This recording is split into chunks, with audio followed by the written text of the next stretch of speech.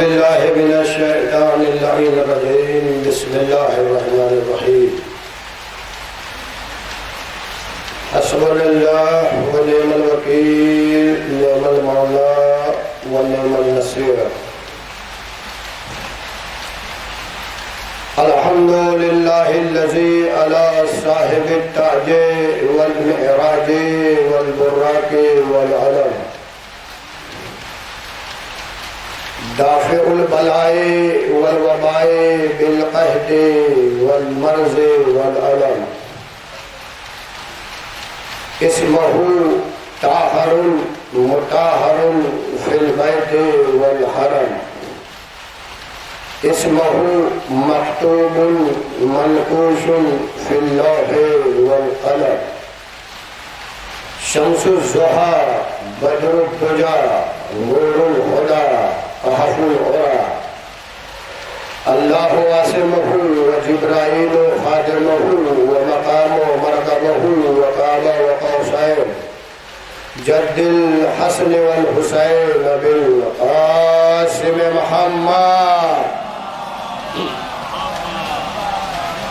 والأهل بيت الطيبين الطاهرين ولعنة الله على أعدائهم أجمعين من يومنا هذا إلى قيام يوم الدين بسم الله الرحمن الرحيم رب اشرح لي صدري ويسر لي أمري واحلل عقدة من لساني يفقهوا قولي اللهم ارزقني فهم النبيين وحفظ المرسلين وإلهام الملائكة المقربين آمين يا رب العالمين الذين أذهب الله عنهم الرجس أهل البيت طاهركم تطهيرا أما بعد فقد قال الله تعالى في قرآنه المجيد وفرقانه الحميد وقوله الحق بسم الله الرحمن الرحيم لقد خلقنا الإنسان في أحسن تقويم صلوات محمد وعلى آله اعزائي محترم سامعین کرام لائق صد احترام سورہ انسان کے عنوان سے کئی مجلسیں آپ سن چکے ہیں کہ انسان کسے کہتے ہیں اسی اعتبار سے پھر میں نے سورہ 3 کی آیت کو پیش کیا جس میں اللہ اعلان کر رہا ہے لقد خلقنا الانسان فی احسن تقویم میں نے انسان کو خوبصورت ترکیب کے ساتھ پیدا کیا بہترین ترتیب سے میں نے انسان کو پیدا کیا پہلے والی آیت میں نے اس لیے نہیں پڑھی تاکہ بعد میں جب پیش کیا جائے تب مفہوم ذہن میں آئے کیونکہ مجلس لیٹ شروع ہو چکی ہے نا مجھ سے کسی صاحب نے کہا کہ مولانا صاحب آپ کا وقت تھا اس وقت پڑھنے کا میرا کہا پوسٹر کے حساب سے میرا وقت ختم ہو گیا بھائی پوسٹر کے اعتبار سے اب ذرا سا تھوڑا سا ساتھ دیجئے دیکھیے جب تک سامعین ساتھ نہیں دیں گے ابھی آپ نے مولانا سے سنا تھا کہ علوم کا معاملہ ہے اور علوم الگ ہے ذکر اہل بیت سننے کے لیے کوئی چیز رکاوٹ نہیں بنتی صلوات پڑھیے محمد وعلی محمد ذرا سا متوجہ رہیے اب اللہ اعلان کر رہا ہے بسم اللہ الرحمن الرحیم والتین والزیتون تین کی قسم زیتون کی قسم طور سینا کی قسم اور بلد امین کی قسم کتنی قسمیں کھائیں اللہ نے 4 قسمیں تین زیتون طور سینا بلد امین اب میں اپنے مجمع سے پوچھنا چاہتا ہوں جو ہمارے ہاں رائج ہے قسم سچ کے مقابل میں کھایا جاتا ہے یا جھوٹ کے مقابل میں کھایا جاتا ہے قسم کا کیا معنی میں نے کہا یہ ہے تو کہا مولانا صاحب قسم کھائیے یعنی قسم کھانے کا مطلب یہ ہے کہ آپ صحیح بول رہے ہیں کہ نہیں.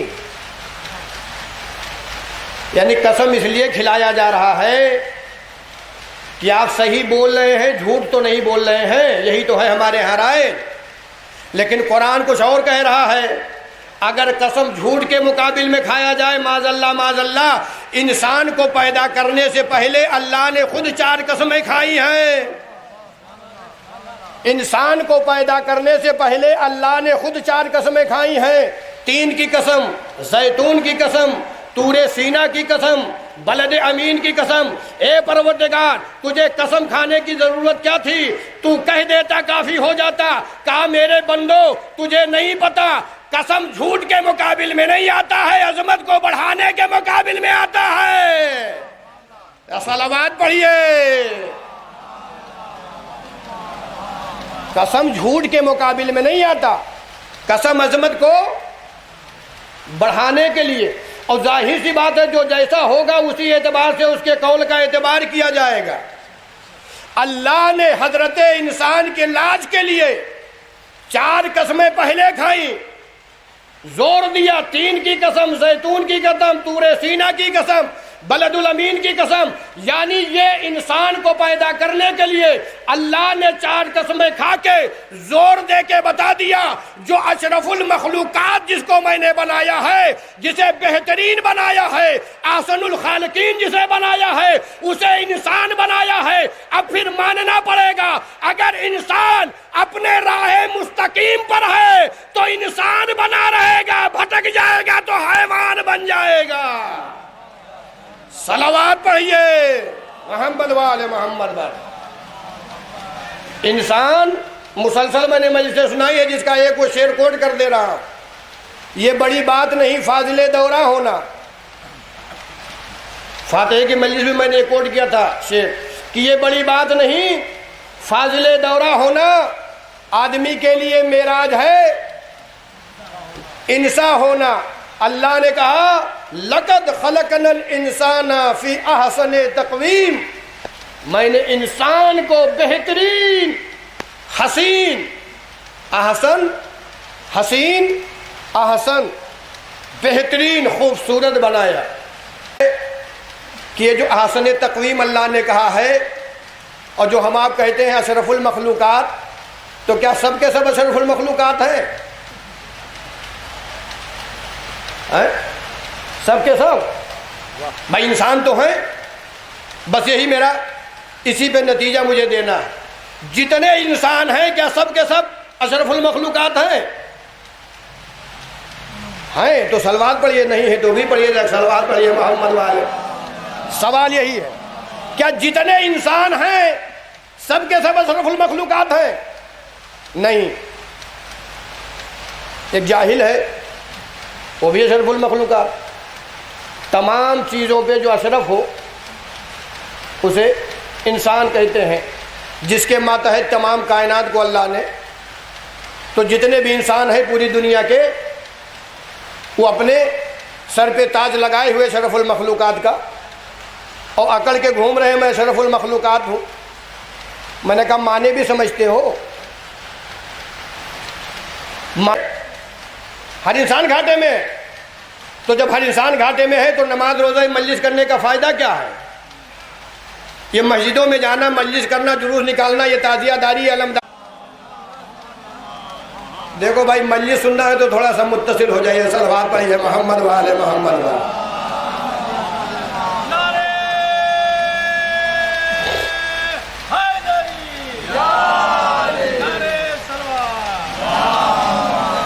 اس لیے کہ ہر مشکل کا حل یا تو اہل بیت کے گھرانے نے کیا یا تو اہل بیت کے ماننے والوں نے کیا. چاند زیادہ حسین ہے یا انسان؟ انسان چاند سے زیادہ حسین. اور میں نہیں کہہ رہا ہوں اتفاقاً، چونکہ چاندنی رات بھی ہے. ہارون رشید، کیونکہ موضوع سے بات ہے، اس کو جب تک بات سنائیں گے نہیں جب تک بات حل نہیں ہوگی. چاندنی رات میں ہارون رشید زبیدہ کے ساتھ چہل قدمی کر رہا تھا. زبیدہ اور ہارون رشید دونوں اپوزٹ میں ہیں ایمان کے لحاظ سے، چہل قدمی۔ تو ہارون رشید نے کہا کیا چاند کی چمک ہے، کتنا حسین چاند ہے۔ تو زبیدہ نے کہا اس سے حسین تو انسان ہے۔ کیا سن رہے ہیں آپ؟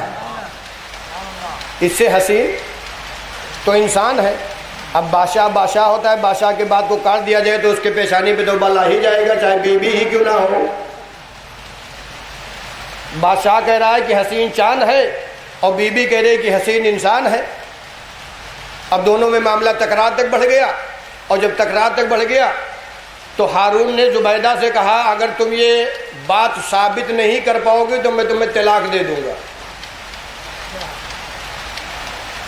قرآن اور حدیث سے اگر ثابت نہیں کیا کہ انسان چاند سے خوبصورت ہے تو میں تمہیں طلاق دے دوں گا۔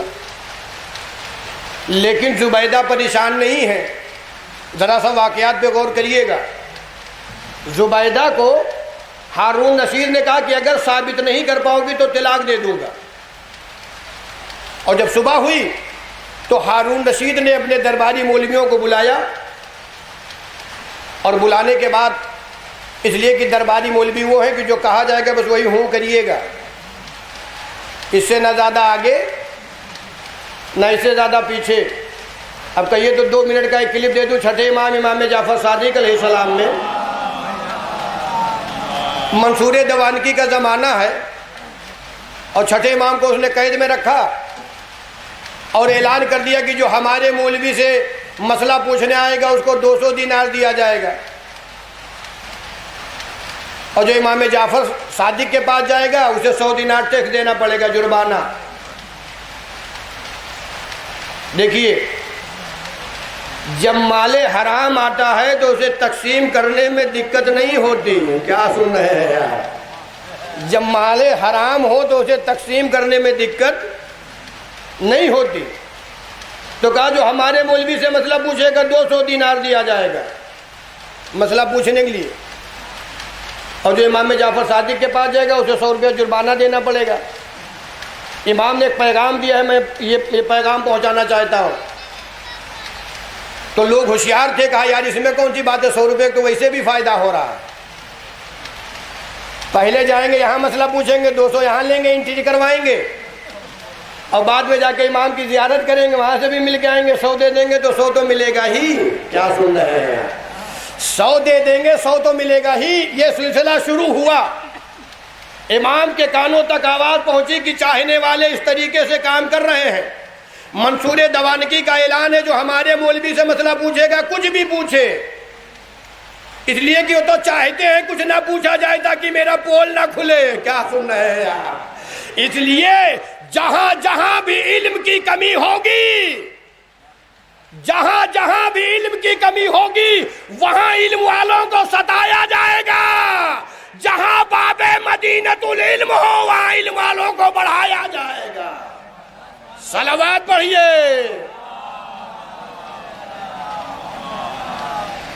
تو امام کو پتہ چلا جب چاہنے والے وہاں جاتے تھے، سب تو جاتے نہیں تھے، جو چاہنے والے تھے وہ زیارت کرنے جاتے تھے، مسئلہ پوچھتے تھے، جو اوریجنل مسئلہ ہوتا تھا پوچھ کے اپنا چلے آتے تھے۔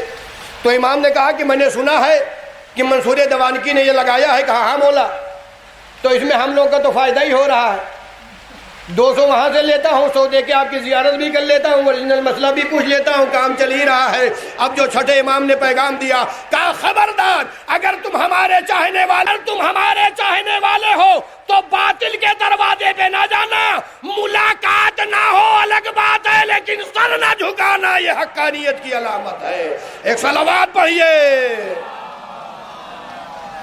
اگر تم میرے چاہنے والے ہو تو باطل کے ہاں نہیں، وہ ریکارڈ بن رہا ہے، جو آج وہی کام کیا جا رہا ہے نا کہ دبائیے کون کس کو دے رہا ہے، دبائیے کون کس کو دے رہا ہے، تاکہ وہاں دکھایا جائے کہ اتنے ہمارے حق پرست ہو تو گھر میں بیٹھے رہنا، باطل کے دروازوں پہ نہ جانا، اس لیے کہ اس کو تقویت ملے گی کہ اتنے لوگ ہیں۔ اب معاملہ یہ آ گیا، ہارون رشید نے اپنے مولویوں کو بلایا، کہا دیکھو زبیدہ سے میرا معاملہ ہو گیا، کہا کیا ہوا حضور؟ کا زبیدہ کہہ رہی کہ انسان چاند سے زیادہ خوبصورت ہے، اور میں کہہ رہا ہوں کہ نہیں، چاند خوبصورت ہے۔ تو میں نے کہا کہ اگر قرآن و حدیث سے ثابت نہیں کر پاؤ گے تو میں تمہیں طلاق دے دوں گا۔ اب اگر یہ مولوی کہہ دے کہ انسان خوبصورت تو زبیدہ جائے، اور زبیدہ کے جانے کا معاملہ نہیں ہے، حلالے کا معاملہ ہے۔ صلوات پڑھیے محمد وآل محمد، کہ یہ بادشاہ کی بیوی اور کون سبقت کرے گا؟ اگر یہ کہہ دے کہ انسان خوبصورت تو زبیدہ طلاق، اور تاریخ نے دیا کہ طلاق کا معاملہ کم تھا، بعد والا معاملہ زیادہ زور دیے ہوئے تھا۔ تو یہ کون کہے؟ اور اگر نہ کہیں تو کہاں سے ثبوت لے کے آئے؟ اگر نہ کہیں تو کہاں سے ثبوت لے کے آئے؟ اور یہ تھا کہ مغرب کے بعد یہ اعلان کرنا ہے کہ کیا خوبصورت ہے چاند کی انسان۔ ادھر سے ایک دیوانے کا گزر ہوا، ادھر سے ایک دیوانے کا گزر ہوا جسے بہلول دانا کہا جاتا ہے۔ لوگ اپنے اپنے اعتبار سے سمجھ رہے تھے، علی کے چاہنے والے اسے دانا سمجھ رہے تھے، دشمنان علی اسے دیوانہ سمجھ رہے تھے۔ تو دیکھا کچھ مولوی لگے ہوئے ہیں آپس میں بحث و مباحثے میں، تو کہا کیا بات ہے بھائی؟ تو کہا ایسے ایسے معاملہ ہوا ہے، ہارون اور زبیدہ میں بات طے ہو گئی ہے، زبیدہ کہہ رہی ہیں یہ، ہارون کہہ رہے ہیں یہ۔ تو کہا آپ لوگ کیا کر رہے ہیں؟ تو کہا ہمیں بلایا ہے بادشاہ سلامت نے کہ جواب دو کہ چاند خوبصورت ہے یا انسان؟ تو کہا تب تو کہا اسی پشو پیش میں پڑے ہوئے۔ تو بہلول دانا نے کہا اس میں گھبرانے کی ضرورت نہیں ہے، آج مغربین کی نماز میں پڑھاؤں گا، بس آج مغربین کی نماز۔ کون تھا؟ دیوانہ تھا نا، لیکن سمجھ گئے جب یہ کہا ہے کہ پڑھاؤں گا تو کوئی حل دے گا، اس لیے کہ جن کے ہاں کوئی معیار نہ ہو وہاں تو کوئی بھی پڑھا سکتا ہے۔ اب جب بہلول دانا گئے نماز پڑھانے کے لیے، پہلے ہی الحمدو کے بعد والتین والزیتون پڑھنا شروع کیا۔ غور کریے گا، لقد خلقنا الانسان فی احسن تقویم پہ جب پہنچے ہیں تو آپ نے اس میں تبدیلی کر دی، لقد خلقنا الانسان لقد خلقنا القمر فی احسن تقویم۔ کیا کہا؟ کہ آج مغرب کی نماز میں پڑھاؤں گا، یہ نہیں کہا کہ جواب میں دوں گا، اس لیے کہ جو لکیر کے فقیر ہوتے ہیں وہ سہارا ڈھونڈا ہی کرتے ہیں۔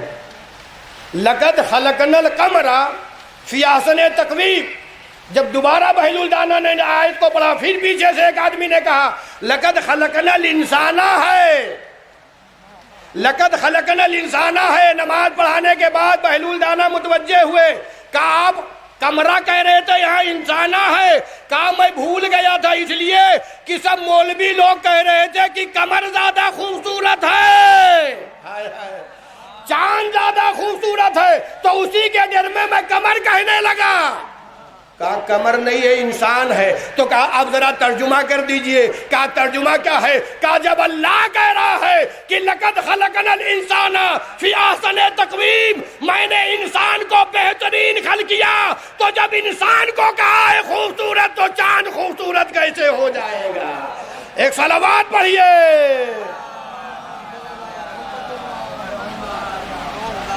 جمع کس نے کیا تھا؟ ہارون رشید نے۔ زبیدہ تو گھر میں بیٹھی ہوئی ہے۔ یہ مولوی جواب لے کے مغرب کے بعد پہنچے کہ حضور قرآن میں تو اللہ نے کہا ہے لقد خلقنا الانسان فی احسن تقویم، تو جب حسن اسے کہا تو چاند کو تو نہیں کہا کہ یہ بتاؤ جواب کس نے دیا؟ کیا سن رہے ہیں یار؟ یہ بتاؤ جواب کس نے دیا؟ کہا بہلول دانا نے دیا۔ اے جواب دینے والے اور سننے والے، فوراً اس نے سوال کیا بتاؤ کس نے دیا؟ جب ایک دیوانے کا عالم ہے تو اگر علی سے مل جائے گا تو کیا ہوگا؟ صلوات بر محمد۔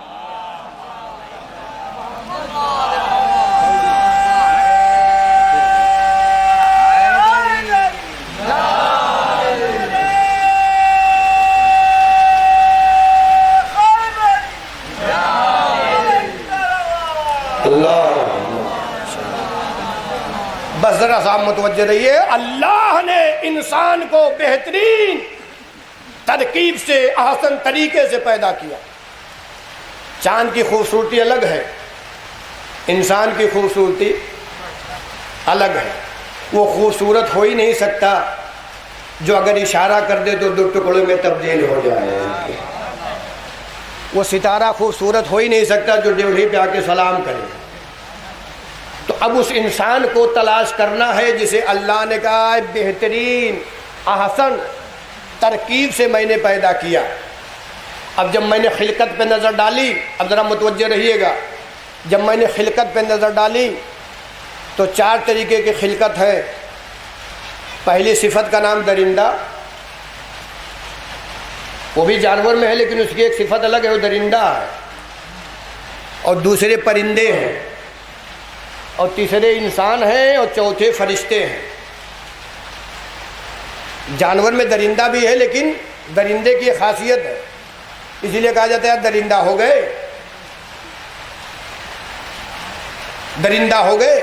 اب اللہ نے جو کہا ہے بہترین اشرف المخلوقات انسان ہے، اس کے ماتحت تمام چیزوں کو، اور حضرت انسان تاج رکھے ہوئے اور عقل کے زمین پہ چل رہا ہے، عقل کے زمین پہ چل رہا ہے کہ تمام قدرت ہمارے ہاتھوں میں ہے، سب کے ہاتھوں میں ہے۔ میں نے ایک ہاتھ، سب اشرف المخلوقات ہے، یہ وہی ہے جس کے قدرت میں ہے، یہ وہی ہے جس کے قدرت میں، اس لیے کہ سمندروں کو سینے کے پھاڑ کے اس پہ چلنا انسانوں کا کام ہے، لیکن سیکھا کہاں سے؟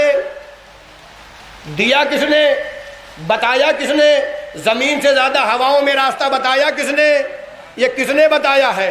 آج کے 1400 سال پہلے امیر کائنات فلک جناب بو تراب خدائے فصاحت نہ خدائے بلاغت امیر المومنین علی ابن ابی طالب نے ارشاد فرمایا کہ میں زمین کے راستوں سے زیادہ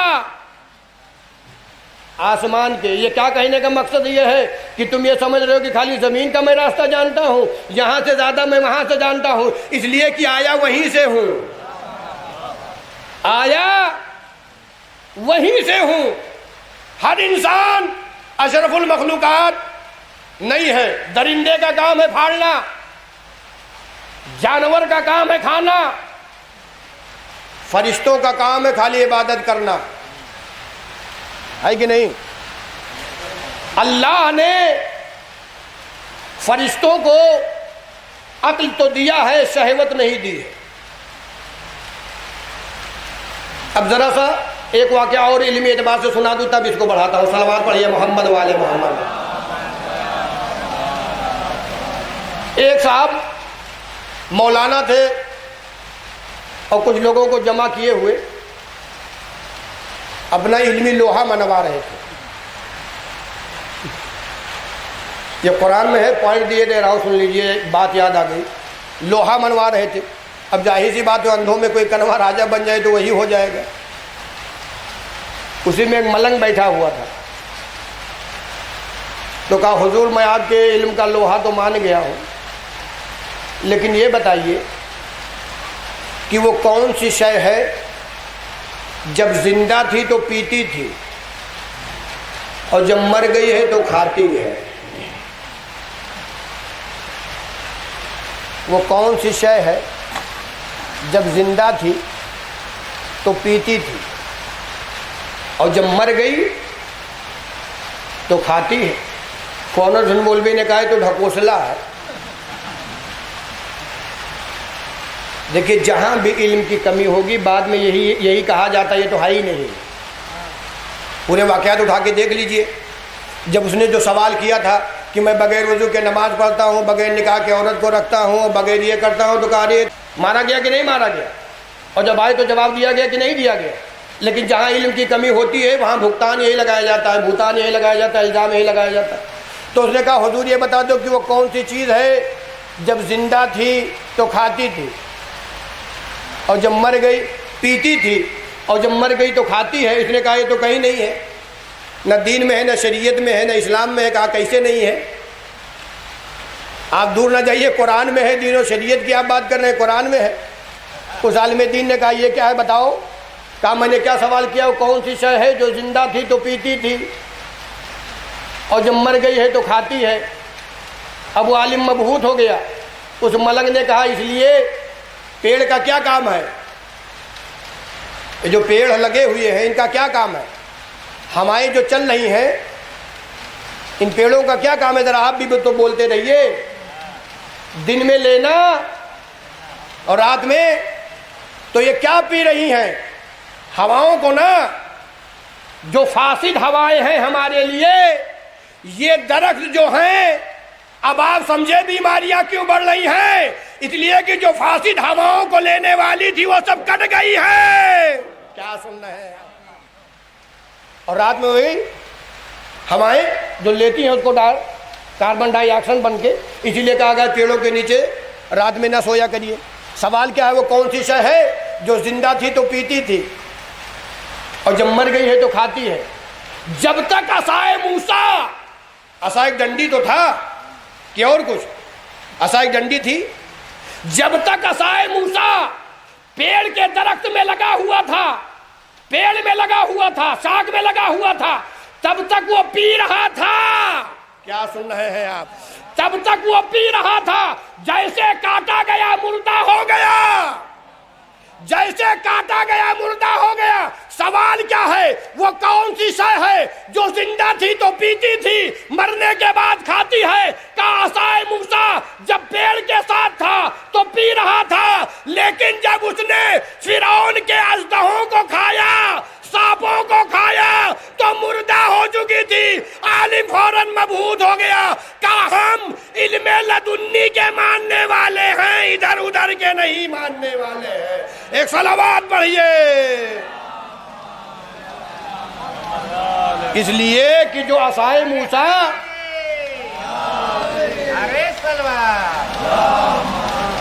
جب تک پیڑ میں، جب تک زندہ، اور جب کاٹ دیا گیا تو جب وہ اژدہا بنا تو سانپوں کو نگلا کہ نہیں نگلا؟ تو کہا کون سی شے ہے جو زندہ تھی تو پیتی تھی، مرنے کے بعد ہر جگہ ہر مقام پہ یا تو اولاد علی نے جواب دیا ہے یا چاہنے والوں نے جواب دیا ہے۔ اس لیے کہ جس کے پاس علم ہوگا جواب، تو یہ انسان اشرف المخلوقات حسن تقویم کب بنا اور کب بنے گا سب نہیں ہے، یہ وہ ہے جس میں یہ چیز پائی جائے۔ اب اس کی وضاحت کر رہا ہوں۔ اللہ نے جانوروں کو خلق کیا، شہوت دی، انتقام بھی دیا، ہے کہ نہیں؟ انتقام، شہوت بھی ہے، انتقام بھی ہے اور غضب بھی ہے۔ غصہ ہے کہ نہیں؟ جانوروں میں غصہ ہے، انتقام کا مادہ ہے، شہوت کا مادہ ہے، لیکن دولت عقل سے معزول کر دیا، دولت عقل سے معزول کر دیا۔ اور حساب کتاب اسی کا ہوگا جس کے پاس عقل ہو۔ حساب کتاب، اسی لیے کوئی دیوانہ ہے، پاگل ہے تو اس کا کوئی حساب کتاب نہیں ہوگا۔ حساب کتاب اسی کا لیا جائے گا جس کے پاس عقل ہو۔ اور اسی لیے کہا گیا ہے اگر عقل کا صحیح استعمال ہو تو وہی انسان ہے، اور اگر عقل کا صحیح استعمال نہیں کر رہا ہے تو میں نہیں کہہ رہا ہوں، مولائے کائنات کہہ رہے ہیں کہ وہ مردہ ہے، مردہ ہے۔ تو اللہ نے شہوت دی، انتقام دیا اور غضب جانوروں کے اندر دی، انسان کے وہ عقل نہیں دی۔ فرشتوں کے ہاں عقل دیا، نہ شہوت نہ انتقام، کچھ نہیں، صرف اور صرف عقل ہے اور عبادت ہے۔ حضرت انسان کے ہاں استعمال کرے گا وہی اشرف المخلوقات ہوگا۔ بس مجلس آخری مرحلے تک پہنچ رہی، 35 منٹ ہو چکے ہیں۔ جو ان چیزوں کو صحیح استعمال کرے گا وہی حسن تقویم کی منزل میں آئے گا۔ سب انسان حسن تقویم کی منزل میں نہیں ہے، اشرف المخلوقات نہیں ہے۔ اللہ نے انسان کے اندر غیظ و غضب کو بھی رکھا، شہوت کو بھی رکھا، انتقام کو بھی رکھا اور عقل کو بھی رکھا۔ اگر ایک انسان پھاڑنے پہ آ جائے تو یہی کہا جائے گا کہ تم درندے ہو گئے ہو، ارے بھیا یہ درندہ ہے تو اسے، یہ انسان ہے اسے درندہ کیوں کہہ رہے ہو؟ کہا مولانا یہ صورت میں انسان ہے لیکن اس کے اندر جو چیز گھسی ہوئی ہے وہ درندگی والی ہے۔ پتہ چلا کوئی پھاڑنے کا کام کرے تو شکل و صورت میں انسان ہے لیکن اندر سے حیوان ہے۔ شکل و صورت میں انسان ہے لیکن اندر سے حیوان ہے۔ اگر ایک طرف سے کھانا شروع کر دے، بس کھانے سے مطلب ہے، چاہے حلال ہو چاہے حرام، چاہے یتیم کا ہو چاہے بیوہ کا، تو یہ شکل و صورت میں انسان ہے لیکن اس کے اندر گھسا ہوا حیوان ہے۔ اس لیے کہ حیوان کا کیا کام ہے، جانور کا کیا کام ہے، چھوڑ دو، اسے مطلب نہیں ہے کہ مالک کا یا غیر مالک کا ہے، فائدہ کرے گا یا نقصان کرے گا، اسے کھانے سے مطلب ہے۔ تو جو خالی کھانے پہ لگ جائے وہ شکلاً تو انسان ہے لیکن باطناً حیوان ہے۔ جو غیظ و غضب پہ آ جائے، جو غیظ و غضب پہ آ جائے وہ شکلاً تو انسان ہے لیکن باطناً، ہم مثال دوں، جنگ احد، جنگ احد 70 مسلمان مارے گئے۔ کتنے؟ 70 مسلمان مارے گئے، جس میں عمرو بن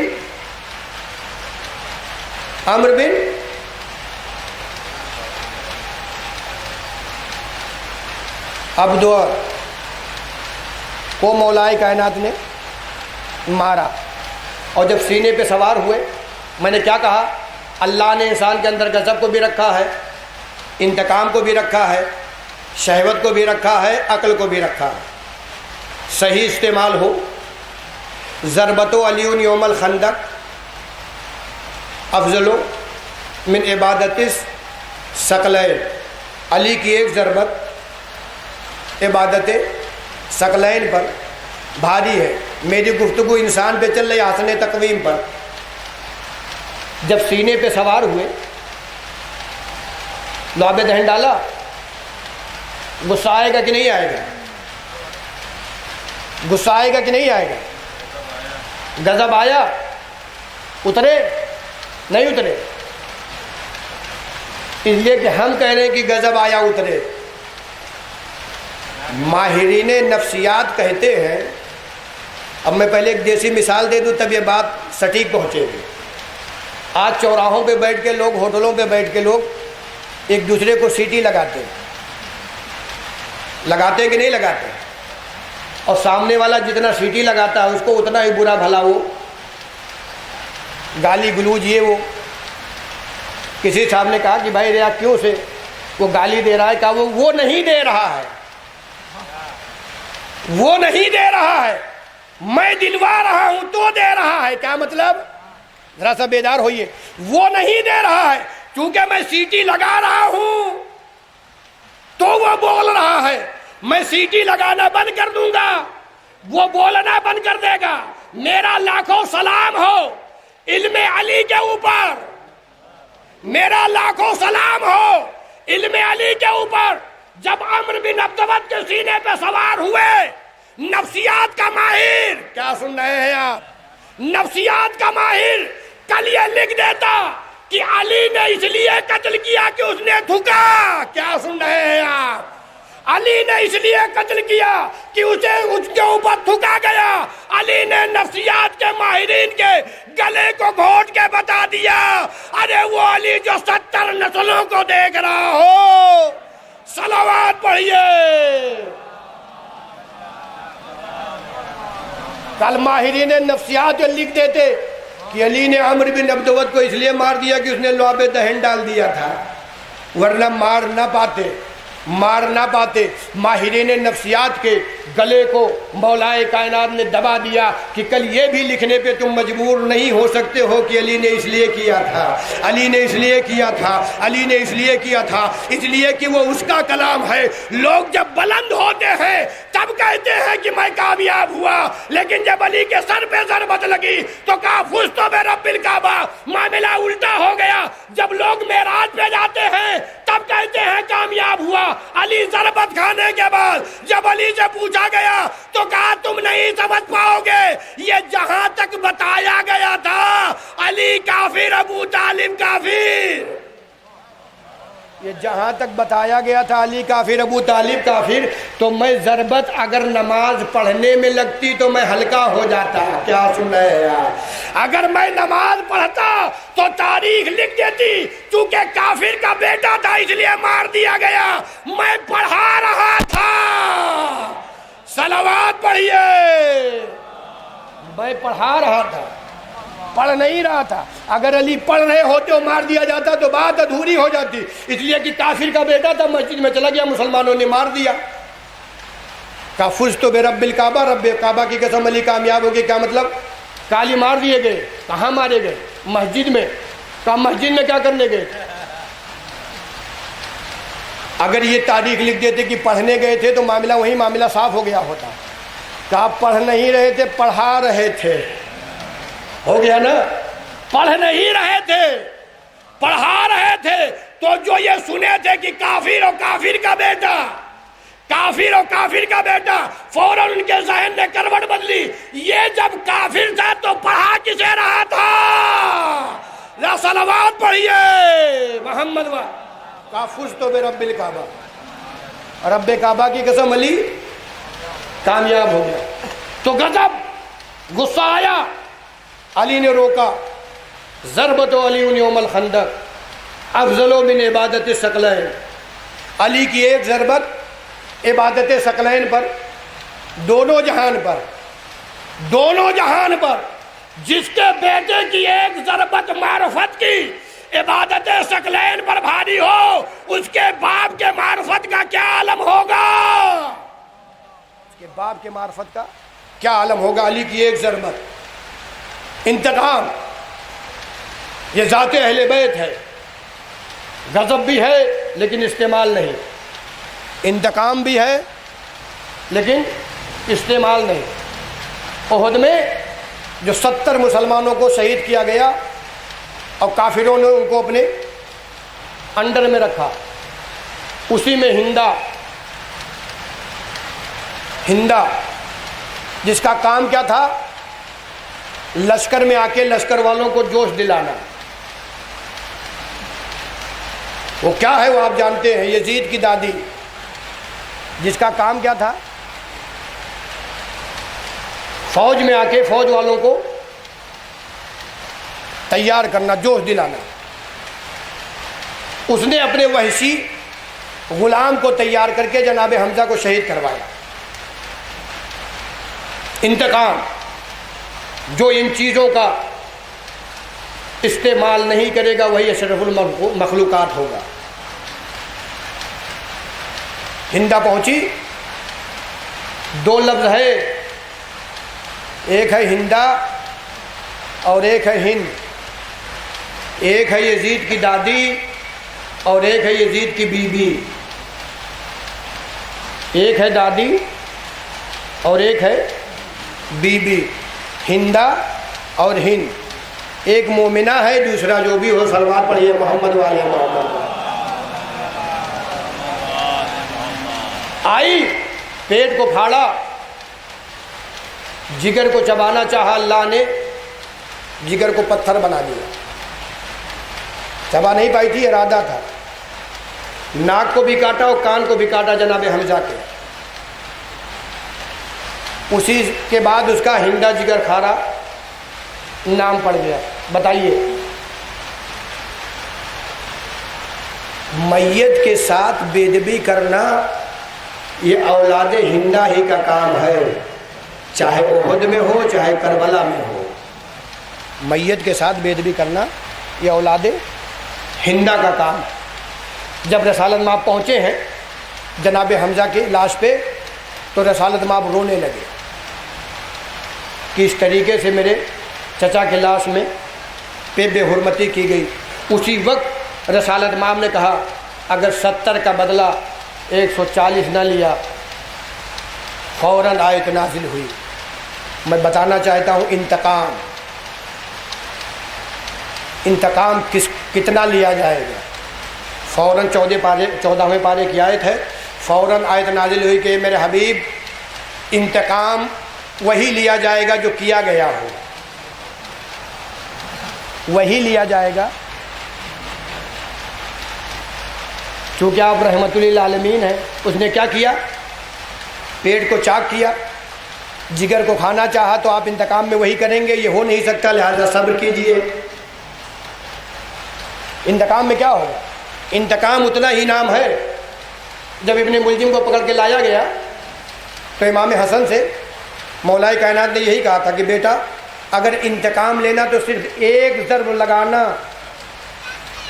اس سے زیادہ یہ نہیں کہ مل گیا ہے تو چاہے جو کر دو، صرف ایک ضرب لگانا انتقام کا مطلب یہی ہے۔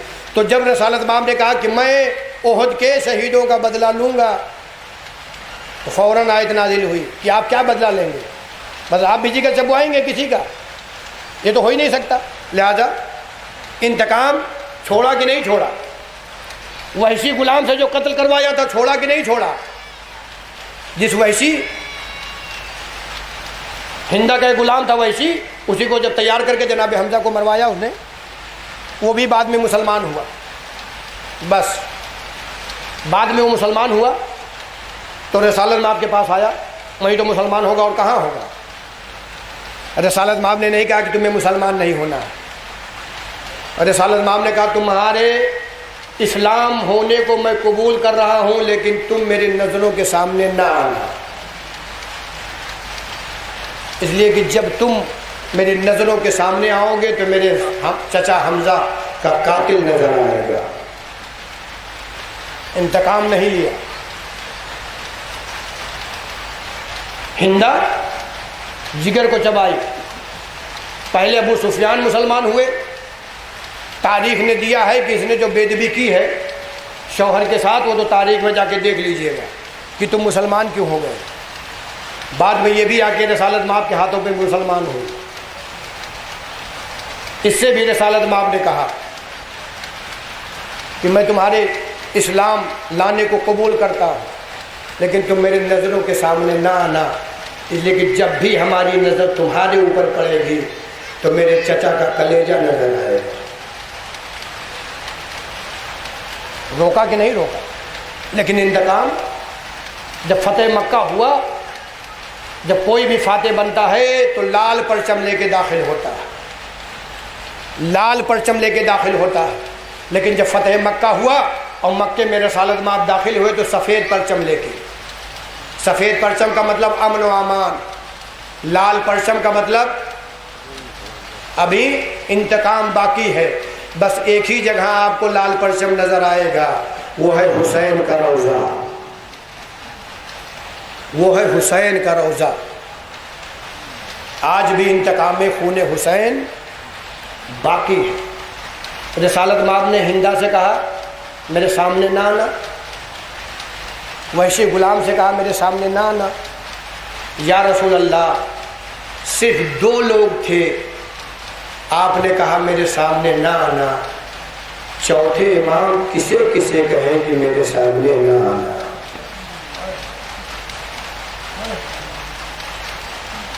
چوتھے امام کسے کسے کہیں کہ میرے سامنے نہ آنا؟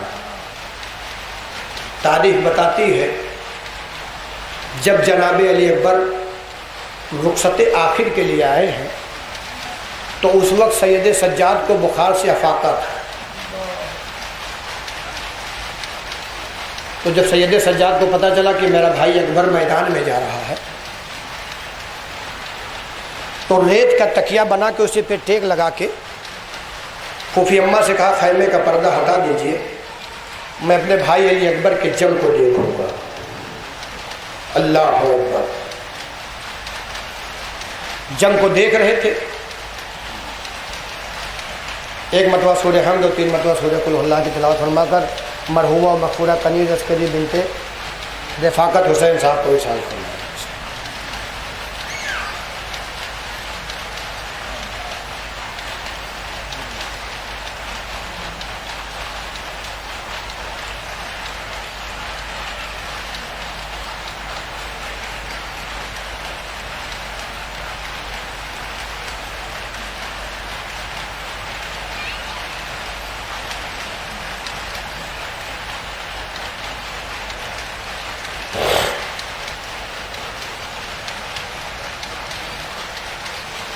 کہا پھوپھی اماں خیمے کا پردہ ہٹا دیجئے، میں اپنے بھائی علی اکبر کے چم کو دیکھوں گا۔ ریت کا تکیہ لگائے ہوئے چوتھے امام میدان کارزار کی طرف دیکھ رہے تھے۔ مد مقابل میں حسین بن نمیر، جس نے ایک نیزہ علی اکبر کے سینے پہ مارا، چوتھا امام دیکھ رہا، نیزے کی انی سینے میں ٹوٹ گئی، جو بچا ہوا تھا اس کو نکالا اور نکالنے کے بعد کود کے خیمے کی طرف اس نیزے کی انی کو کر کے کہا حسین دیکھ تیرے اکبر کے سینے میں نے نیزہ مارا ہے۔ چوتھے امام اس منظر کو دیکھ رہے تھے۔ سنیں گے یہی حسین بن نمیر انتقام، جب حالات بگڑے اور مدینے کے گلیوں سے وہ جا رہا تھا، امام نے اسے بلایا اور بلانے کے بعد قاتل تھا، نہیں آ رہا تھا، پھر امام نے اسے بلایا، گھر میں بٹھایا، دسترخوان لگایا، ضیافت کا جو سامان تھا اسے پیش کیا، لیکن قاتل ہے۔ امام نے کہا بسم اللہ۔ اس نے کہا لگ رہا ہے علی بن حسین آپ نے مجھے پہچانا نہیں۔ ہمارا اور آپ کا امام رونے لگا، اے حسین بن نمیر میں تجھے اچھی طریقے سے پہچانتا ہوں، سب سے پہلے جس نے اکبر کے سینے پہ نیزہ مارا ہے وہ تو ہے۔ قاتل بھی امام کے سامنے رونے لگا، اے علی جب آپ جانتے ہو تو یہ مہربانی کیوں کر رہے ہو؟ ہمارا اور آپ کا امام رونے لگا، کہا وہ تیرا کام تھا، یہ میرا کام ہے، انتقام لینا میرا کام نہیں ہے۔ اجرکم اللہ، اللہ آپ کو کسی غم میں نہ رلائے سوائے غم حسین۔ ایک ماں کے 40ویں کی مجلس ہے، ابھی آپ نے رضا سلسلے کا کلام سنا تھا، دھوپ ہے سر پہ کڑی جائے اماں کس سے کہوں، میرے مالک یہ بتا آج سے ماں کس کو کہوں۔ ماں وہ چیز ہے جس کا کوئی بدل نہیں ہے۔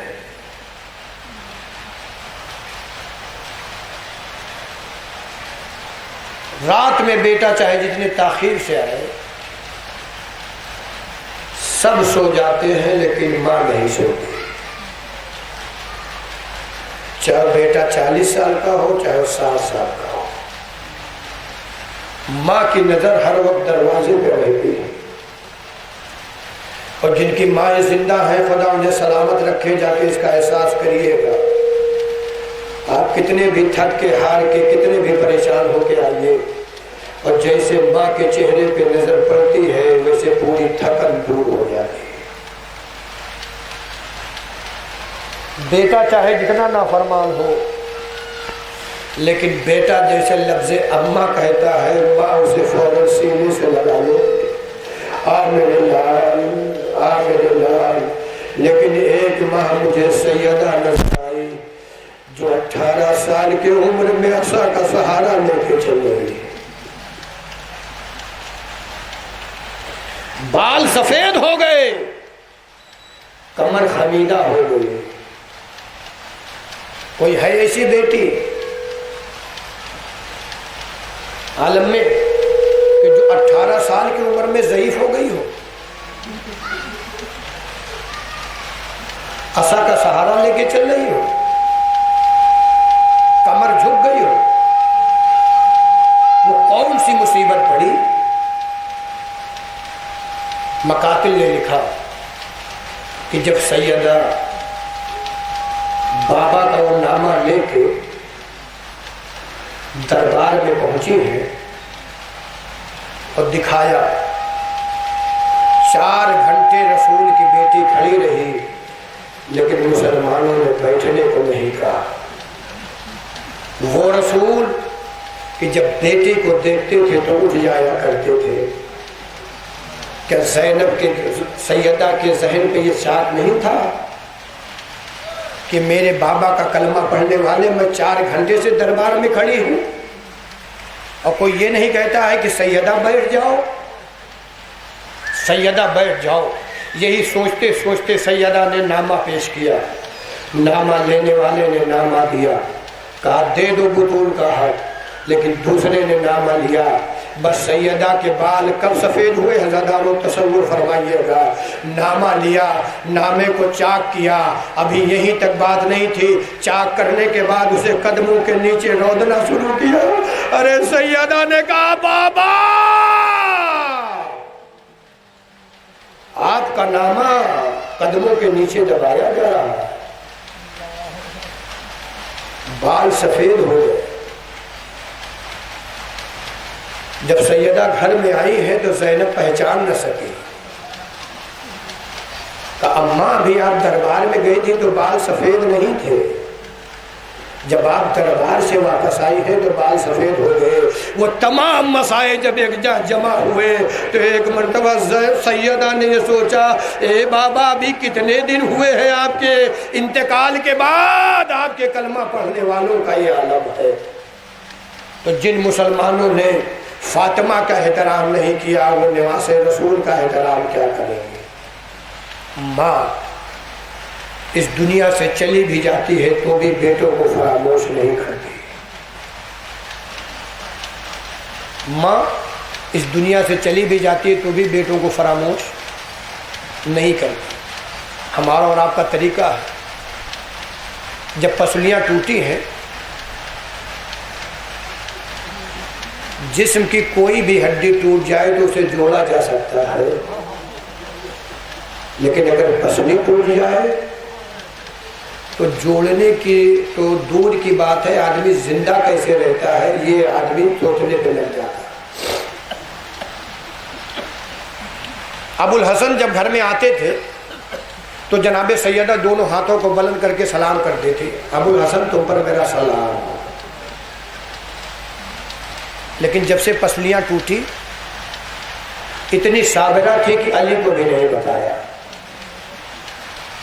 لیکن ہاتھ اٹھایا نہیں جا رہا تھا۔ ایک ہاتھ سے سیدہ ابو الحسن کو سلام کرتی تھی۔ ایک دن ابو الحسن جناب سیدہ کے پہلو میں بیٹھے، اے بنت رسول اللہ کا آپ مجھ سے ناراض ہیں؟ کہا علی میں اور آپ سے ناراض؟ کیا بات آپ نے دیکھ لیا کہ جو آپ کو لگا کہ میں ناراض ہوں؟ کہا نہیں فاطمہ میں نے کافی دنوں سے دیکھا ہے، جب میں پہلے آتا تھا تو دونوں ہاتھوں کو آپ بلند کر کے سلام کرتے تھے، لیکن کچھ دنوں سے ایک ہاتھ سے سلام کر رہے۔ کہا ابو الحسن ارے بتانا نہیں چاہتی تھی جب سے پسلیاں ٹوٹی ہیں ہاتھ اٹھایا نہیں جا رہا ہے۔ اجرکم اللہ، اللہ نوازوں پہ رحمت نازل کرے۔ ایک ماں کے 40ویں کی مجلس ہے، اللہ ان بچوں کو ان پسماندگان کو صبر جمیل عنایت فرمائے۔ جو ہاتھ ابو الحسن کے لیے سلام کے لیے نہ اٹھے، غسل و کفن دینے کے بعد جنازہ تیار ہوا، علی کھڑے ہوئے، زینب آؤ ماں کا آخری دیدار کر لو۔ زینب اماں خدا حافظ نانا کو سلام کہیے گا۔ ام کلثوم آئی اماں خدا حافظ نانا کو سلام کہیے گا۔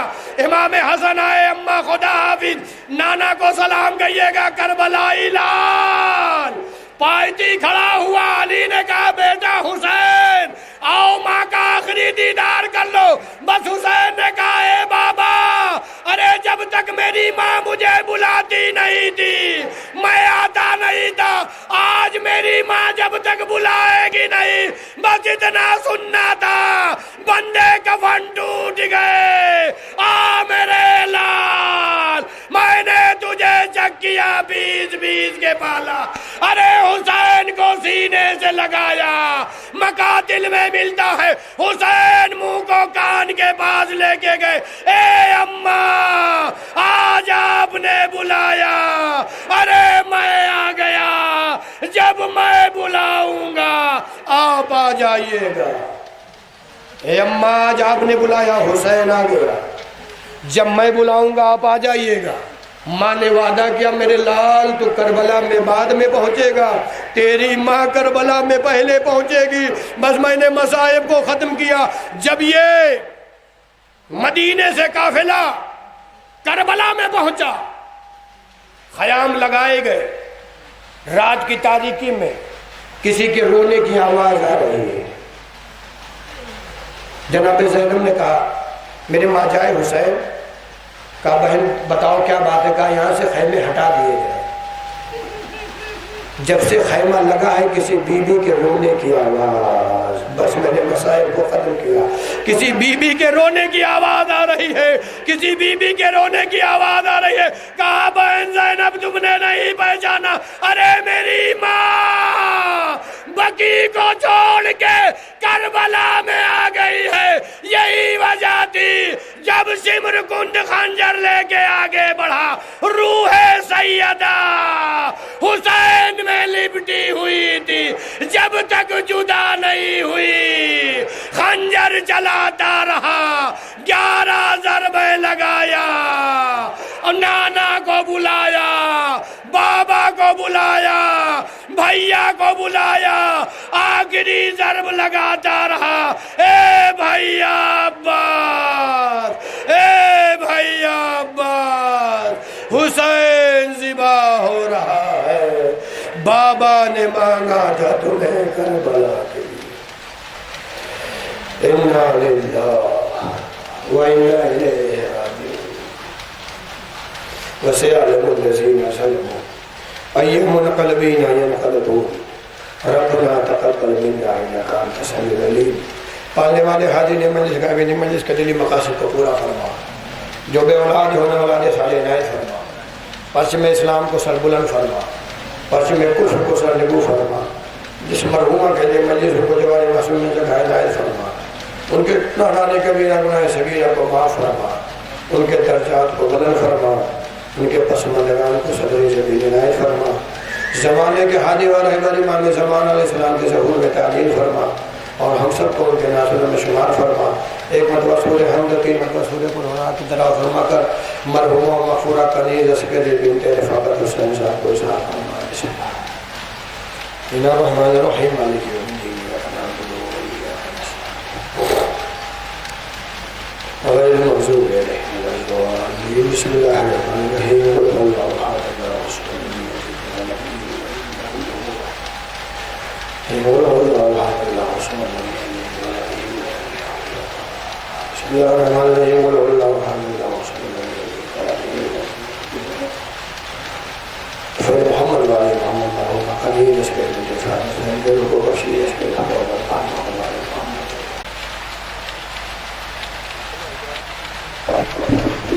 آپ حضرات تشریف رکھیں، ابھی دوسری مجلس ہوگی جس کو خطاب فرمائیں گے حجت الاسلام والمسلمین علی جناب مولانا وسیع حسن خان صاحب قبلہ فیض آباد۔ آئیے میں اس سلسلے کو برقرار رکھنے کے لیے دعوت سخن دیتا ہوں جناب ہاشم شبیر نصیر آبادی صاحب سے کہ وہ آئے اشعار سے مومن قلوب کو منور فرمائے۔ آپ حضرات یہیں تشریف رکھیں، قبلہ موصول تشریف لانے والے ان کے استقبال کے لیے بلند ترین نعرہ صلوات۔